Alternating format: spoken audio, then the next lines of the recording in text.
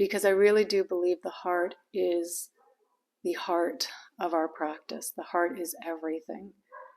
And while the wisdom teachings are incredibly important, I really believe that the heart is the star.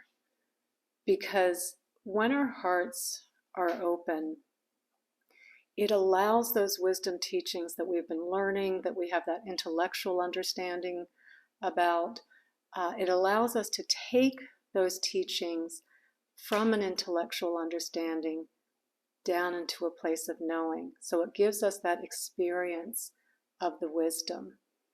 So when we're doing a practice like Tonglen, where we are imagining taking on the suffering of others and transforming that suffering, sending it back as healing energy, as light, as love, as kindness, as compassion, the teaching that we are really taking to heart in that moment, that we're really getting familiar with, is emptiness.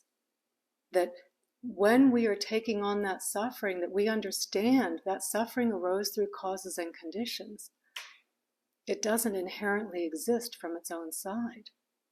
And so when we take that suffering on and transform it, understanding that the suffering doesn't have just one aspect to it, that there are infinite aspects, and we can transform that suffering into compassion and connection and love. And when we're doing a loving kindness practice, when we're taking the time to sit down, to do something constructive, really to help us deal with that difficult person in our life, even for that person that irritates us, that frustrates us, that we perceive as making our life difficult, that we can imagine sending them love and peace and wellness and happiness. And through doing that, losing that narrative of what we've been telling ourselves about them, and seeing them as a real human being, and understanding the causes and conditions, or the possible causes and conditions of maybe why they are the way they are, and understanding the impermanence of it, and understanding interconnectedness, that we're all the same. And so the compassion practices really help us to understand the wisdom teachings, to take it down into a place of knowing, where it's no longer an intellectual exercise. We know it to be true. But one of the challenges that we have in our compassion practices is that we tend to compartmentalize these practices. And there's a joke about a father that's doing his loving kindness practice. So he's up in his bedroom, and just before he goes to meditate, he tells the family, I'm going to go do my loving kindness practice. If everyone could be quiet for the next 30 minutes. And he's up there, and he's sending out happiness and thoughts of love and kindness and peace to everyone. He keeps hearing all this noise downstairs, and the kids are being really loud, and he hears them laughing, and he's trying to send out this love, but he's getting irritated. And eventually he opens the door, and he yells down, if you kids don't shut up, you're all grounded. Now back to my loving kindness, sending out love, sending out peace, sending out joy. So we tend to have this compartmentalizing of these compassion practices. And we're doing it. We're all doing it. You know, we do our Tonglen practice, our loving kindness, or our compassion practice of just sending out those thoughts of wishing people's suffering to end without taking it on. And then maybe after your practice, you go out into the living room and your partner's just been waiting for you. Oh, I needed to ask you this. Why did you take so long? And immediately we're frustrated. I told you I was doing my practice. Why wouldn't you give me the space? Why did you have to ask me this? You've asked me this 10 times. You couldn't figure this out on your own? It's like, where's all the compassion? We left it sitting on the cushion. Or we're going out for a drive. You know, we've done our compassion practice. We've taken on the suffering. We've sent back the love, the kindness. And then it's like, look at that idiot up there. Look how they're driving. They didn't use their blinker. They're such an idiot.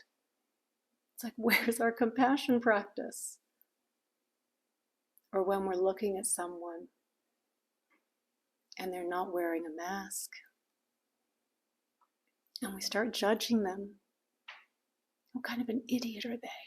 They're not wearing a mask. They're not vaccinated. Judging. Where's our compassion then? We looked at that when we were looking at the ego characters, the judging. But they shouldn't be doing it. Okay, you might be right, but you have zero compassion at that moment.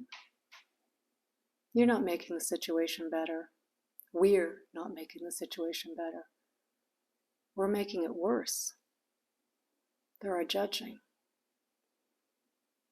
So we're all doing this. We're all compartmentalizing this. There's a reason. That's a joke.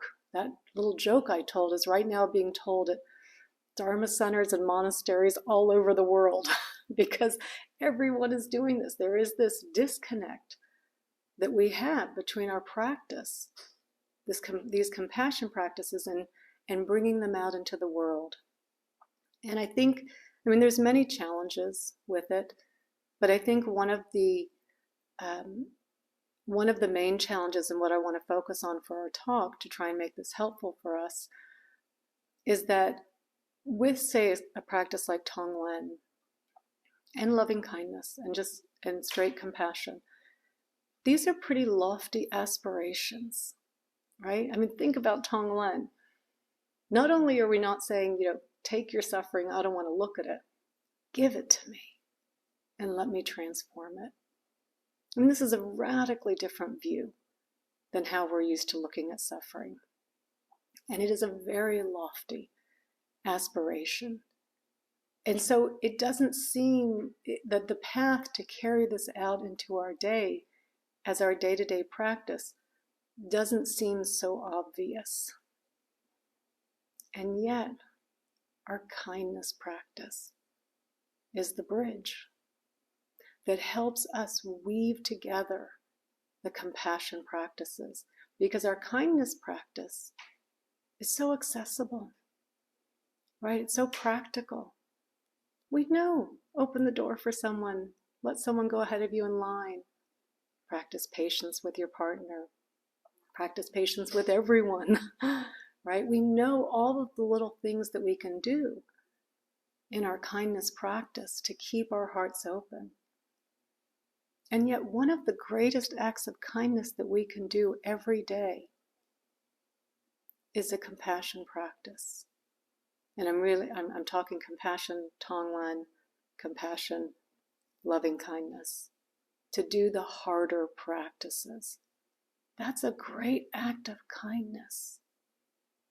And every time we sit to meditate, whether it's a compassion practice or a mantra, concentration, mindfulness, it is an act, it is a great act of kindness.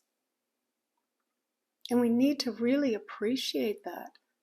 And so if we're weaving in our kindness practice into that, bringing in the bodhicitta that we talked about the other week with Tonglen, that mind of intention, of doing our practice to benefit all beings. So when we sit down to do our meditation practice and we think, I am doing this to benefit all beings, because your practice, every time you sit and meditate, you are benefiting all beings. Your relationships are changing, they're better. We're more understanding, we're kinder. Right? So every time we sit and meditate, our intention of wanting to benefit all beings is genuine. It's what we are doing. So our intention, so remember in our kindness practice, our intention, how can I be kind today? I could do my Tonglen practice, because that's a hard practice. And it's a powerful practice. And then you're doing the practice, the action of doing the practice. And at the end of the practice, to have that reflection, like we do with our kindness practice. This practice was to benefit all beings. And because I've done this practice to benefit all beings, I know that the rest of the day I can be more patient. I can be more understanding. I can really try and see others as doing their best. I can try to not take things as personally. And I can remember that in every interaction that I have with another person, I don't want to add to their suffering by judging them, by being unkind. And so kind of in our reflection, we turn it back into an intention. So helping us get off the cushion and stay with our practice, so that when we come out into the living room and maybe your partner is asking you something that he's asked you 10 times, you're remembering, oh, it's all the little acts of kindness too, to help me stay connected to my heart. I don't want to create any suffering. And in every interaction I have with each person, I can create suffering or I can reduce suffering. I can cause harm or I can heal. And to have more of that understanding so that we can follow through with it. So really using our kindness practice as the bridge and to really hold our compassion practices together, so that we're not compartmentalizing our practices, so that we understand, yes, our Tonglen practice is a great act of kindness, but all the little acts of kindness that we do throughout the day are reducing suffering in a little bit of a different way, but they are reducing suffering for all beings. And there is nothing greater that we could do with our lives than help to reduce the suffering of all beings in our daily practice, in all the little acts.